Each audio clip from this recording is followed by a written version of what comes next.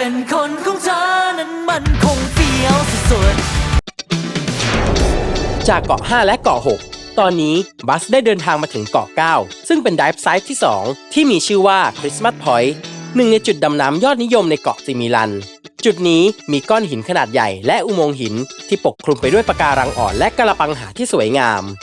เมื่อก่อนที่นี่ปกคลุมไปด้วยหนอนผู้ฉัตรหรือหนอนต้นคริสต์มาสมีลักษณะเด่นคือเกลียวผู้หลากหลายสีสันบานได้หุบได้เราจึงเรียกจุดดำน้ำนี้ว่าคริสต์มาสพอยต์ไดฟ์ไซต์นี้บัสจะได้ดำน้ำแบบ Deep Dive ซึ่งคือการดำน้ำที่ลึกกว่า 18 เมตรเนื่องจากน้องๆเป็นนักดำน้ำแบบ Open Water ที่มีคุณครูลงไปดำน้ำด้วยทำให้ไดฟ์นี้น้องๆจะลงดำน้ำได้ในความลึกไม่เกิน 30 เมตรครับความยากของการ Deep Dive คือยิ่งเราลงไปลึกความดันเพิ่มมากขึ้นก็จะยิ่งใช้อากาศมากขึ้นเมื่อเราใช้อากาศมากขึ้นทำให้เราได้รับก๊าซไนโตรเจนมากขึ้นไปด้วยซึ่งอาจทำให้เกิดอาการไนโตรเจนนาร์โคซิสหรือภาวะเมาไนโตรเจนได้เท่าที่พี่บอยดูจากที่ผิวน้ำเนี่ยนะครับอาจจะเจอดาวเคอร์เรนต์นะครับกระแสน้ำดูดลงเพราะฉะนั้นเนี่ยนะครับพอเวลาพวกพี่เห็นว่ามันอาจจะเกิดอันตรายเนี่ยนะครับพวกพี่อาจจะพาพวกน้องๆมาเกาะหินไว้หรือหาที่หลบไปอยู่ข้างๆหินโอเคไหมฮะสัญญาณมือนี้คือกระแสน้ำนะครับสัญญาณมือนี่คือกระแสน้ำเพิ่มเติมมันดูดลงไปแรงไม่แรงเกินต้านนอกจากนี้ครูหุยยังเตรียมไข่ไก่และพริกให้แต่ละทีมนำลงไปศึกษาใต้น้ำอีกด้วยหมายของการมีเวิร์กสองไฟอย่างนี้เราจะไปต่อที่ลึกแล้วทำไข่แดงให้แตกจะให้รู้ว่ามันยากเพราะว่าแรงดันของน้ำที่ดันไปอยู่แล้วก็สีแดงเนี่ยเห็นไหมว่าพริกเป็นสีแดงเนาะเดี๋ยวลงไปดูกันข้างล่างกันว่าพริกเป็นสีอะไรพวกนี้เป็น biodegradable มันเป็นของที่กินได้ฉะนั้นเนี่ยมันก็สามารถทิ้งเปลือกไข่ไว้ข้างล่างได้ไม่เป็นไรเพราะว่ามันย่อยสลายได้ครับผมโอเคถุงพลาสติกครูจะเก็บกลับขึ้นมาเรามารอดูไปพร้อมๆกับบัสกันครับว่าการตอกไข่ใต้น้ำและสีของพริกใต้น้ำจะแตกต่างจากตอนอยู่บนบกยังไงบ้างอยากเจอเพื่อนกระเบนนะมีพี่อาร์ตหลายคนบอกว่าผมหน้าเหมือนกระเบนเวลาผมยิ้มแบบยิ้มเนี่ยแอนทาเรย์มันเป็นแบบกระเบนที่ใหญ่ที่สุดในโลกก็เคยเจอกระเบนที่น่ารักที่สุดในโลกอะอยู่หน้าคนเนี่ยตอนนี้พูดตรงๆว่าผมคาดหวังมากว่าไดฟ์นี้เราจะเจอสัตว์ที่มันแบบน่าตื่นเต้นน่าตื่นใจแล้วก็นี่เขาบอกว่าไดฟ์นี้จะเจออะไรนะมันก็เป็นเราถูกว่าถ้าจะไม่ผิดครับพร้อมลุยนะครับไดฟ์ก็ตอนนี้ต้องลุกให้ได้ก่อนนะโอ้ได้คุณได้แล้วนี่เดี๋ยวมีพลีสคุณลึกขึ้นตรงต่อโอเคนี่ครับพอดีที่จะบายบายคุณไนท์ฮะโอเค1 2 3ไป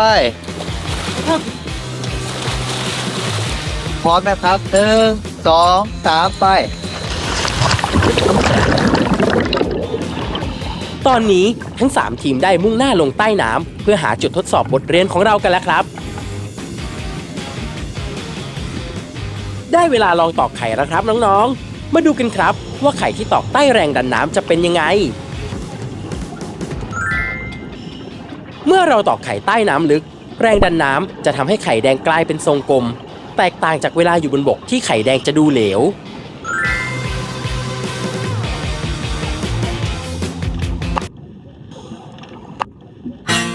ทีมวสุตอกไข่แปลกๆนะครับ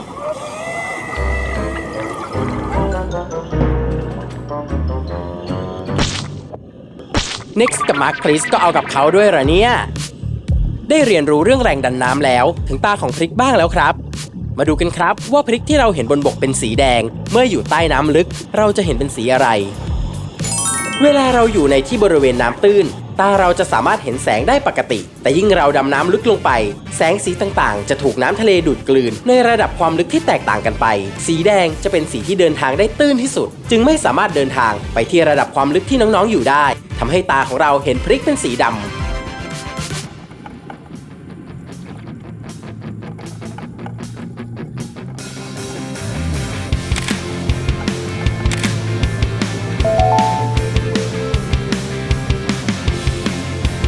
ปล่อยให้ทีมโลมาถ่ายรูปกันไปก่อนเราไปดูฝั่งทีมออก้ากันบ้างดีกว่าครับในไดฟ์นี้ทีมออก้ามีไทยเป็นคนถ่ายรูปถ่ายรัวๆขนาดนี้น่าจะได้รูปมาเยอะเลยเล่นเกมคืนนี้มีรูปไปใช้เพียบสบายหายห่วง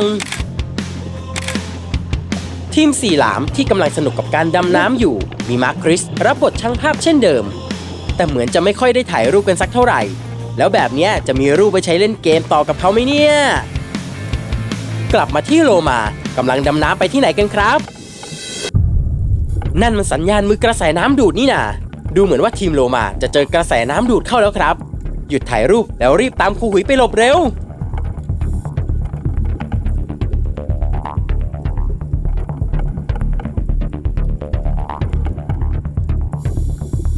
แหมจินวุกแวะถ่ายรูปตลอดเลยนะครับรีบหาที่หลบกระแสน้ำก่อนดีกว่า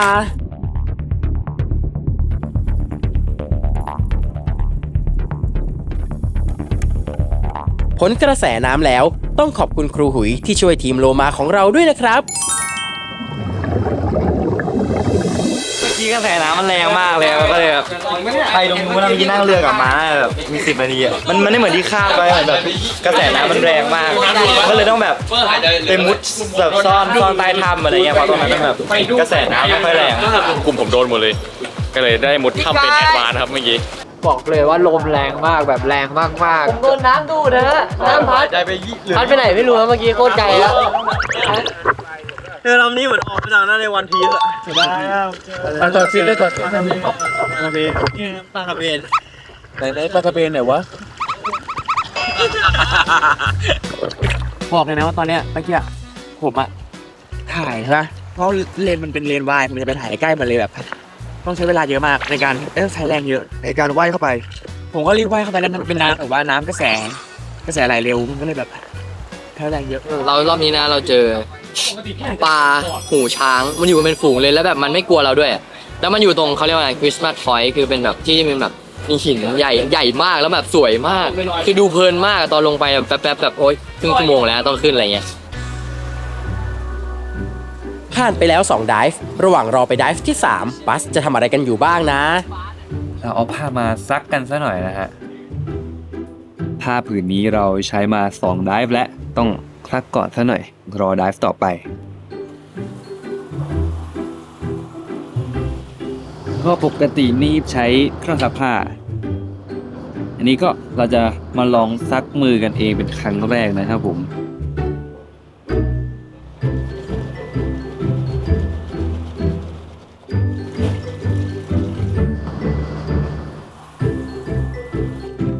นี่ขนาดผ้ายังไม่แห้งก็รู้เลยนะว่าสะอาดแล้วอ่ะแล้วก็หอมด้วยเขาบอกว่าตากผ้ากับเรือเนี่ยนะครับผ้าแห้งไวมากแน่นอนอยู่แล้วว่าเรามีลมทะเล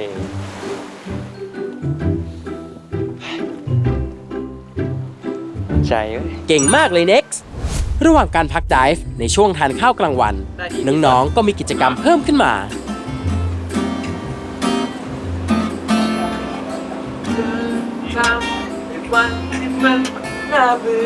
เฮ้ยดีนะ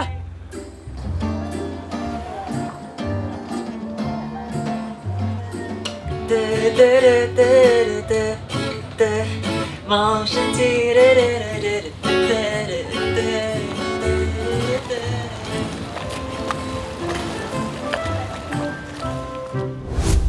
พวกเราครับตรงด้านซ้ายตรงนี้เขาเรียกทรีนะครับเห็น3 ต้นซ้ายมือของน้องๆไหมครับจะเป็นจุดที่เราลงและสตาร์ทนะครับจากมุมตะวันตกของเกาะ9เราย้ายกันมาที่ทางตะวันออกเฉียงเหนือของเกาะ Three Trees เป็นชื่อที่มาจากต้นไม้3 ต้นที่ใช้เป็นเครื่องหมายทางเข้าบริเวณนี้มีหินที่สวยงามและมีปะการังอ่อนเป็นอีกจุดที่น้องๆจะสามารถมองเห็นปลาขนาดใหญ่และมีโอกาสเจอฉลามครีบดำปลาสากหรือเต่าอีกด้วยdive นี้นอกจากจะต้องถ่ายรูปสัตว์ใต้ทะเลแล้วบัสทั้ง12 คนยังต้องถ่ายรูปรวมใต้น้ำกันอีกด้วย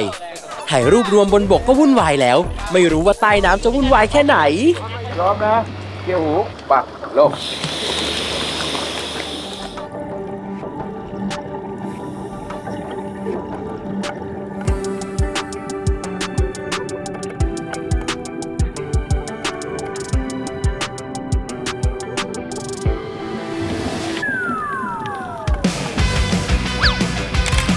ลงน้ำมาไม่ทันไรมาร์คคริสก็เริ่มถ่ายรูปเลยนะครับ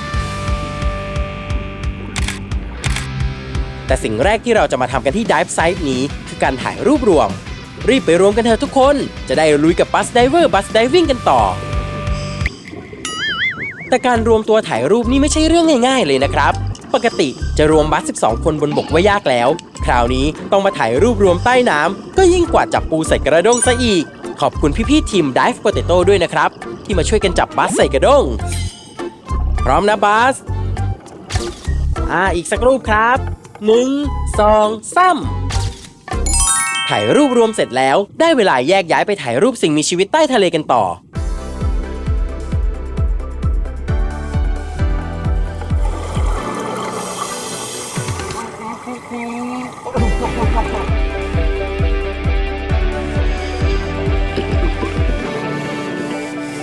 ถ่ายห่างขนาดเนี้ยจะเห็นอะไรบ้างไหมเนี่ยอลัน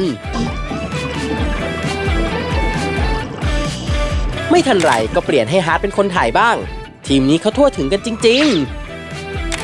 ๆ ฝั่งซีหลามก็ไม่น้อยหน้า ลุยถ่ายรูปกันเต็มที่เหมือนกัน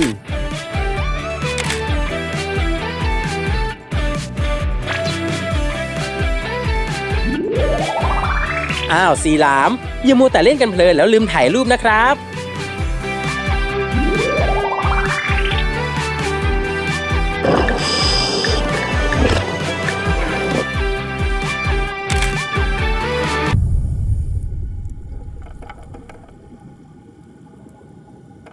ครูดำทำสัญลักษณ์มือเหมือนจะมีอะไรบางอย่างเกิดขึ้น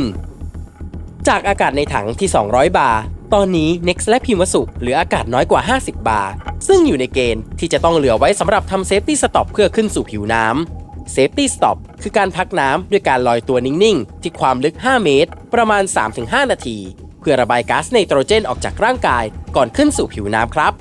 เพื่อความปลอดภัยครูดำจึงตัดสินใจให้พา Next และพิมวสุขึ้นก่อนและให้ขุนพลกับมาร์คคริสไปดำน้ำกันต่อกับครูกิฟต์ เหลือเชื่อ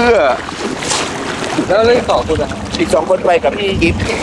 นี่ไม่หมดป่ะจะหมดเลยครับจะหมดเลยได้เลยพี่แล้วคุณจะกดให้มัน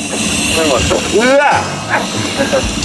กลับมาใต้น้ำทีมโลมาที่แยกออกมาถ่ายรูปดูจะเพลิดเพลินกับการดำน้ำเสียเหลือเกินนะครับ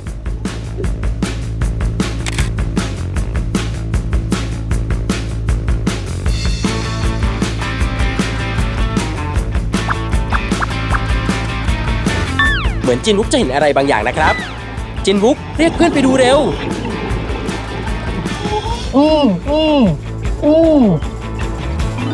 ทีมโลมาเจอปลาทูน่าครับกลับมาที่4หลามหรือจะ2หลามดีนะดูเหมือนจะถ่ายรูปกันได้เพิ่มอีกเยอะเลยฝั่งนี้เจอปลาไฟฟิชครับ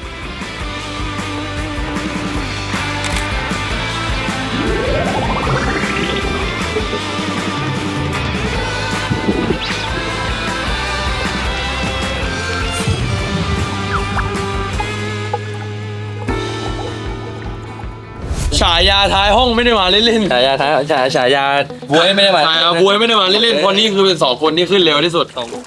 3-4เหลือ2นะจริง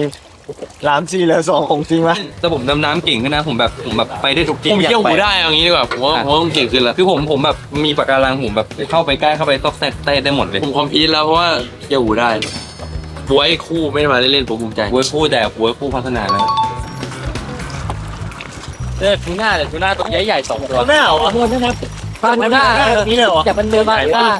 ที่หรอแถวเลยปะสวยอยากกินทูน่าครับเพราะเมื่อกี้เจอตัวหน้าตัวใหญ่เท่านี้แล้วตอนนี้อยากกินทูน่ารู้สึกว่าครั้งนี้เรียกว่ากระแสน้ำไม่แรงเอาได้แล้วครั้งนี้แบบตามสบายกว่าเจอปลาไหลมอลลี่หน้าบางเงี้ยอ้าปากยังไงนะ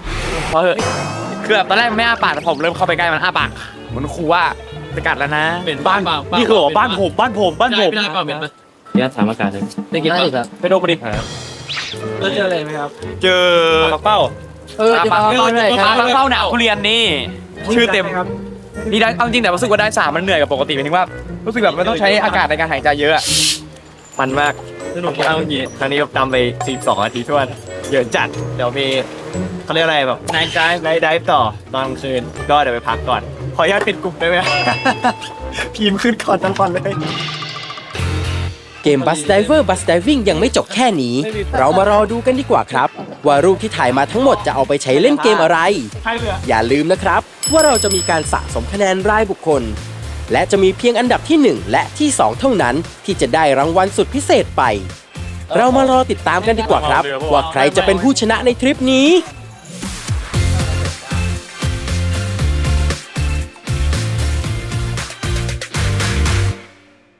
ทุกคนจำได้หรือเปล่าว่าถ่ายรูปสิ่งมีชีวิตใต้ทะเลอะไรกันเอาไว้บ้าง เกมที่เราจะเล่นกันต่อไปนี้ก็คือเกมบิงโกครับผม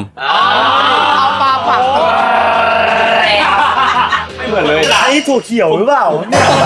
อันนี้ผมเอากิ่งไม้ไปวางก็ได้นะอย่างเงี้ย ต้องเจอให้ได้ทะเลเต่าฉลาม ฉลาม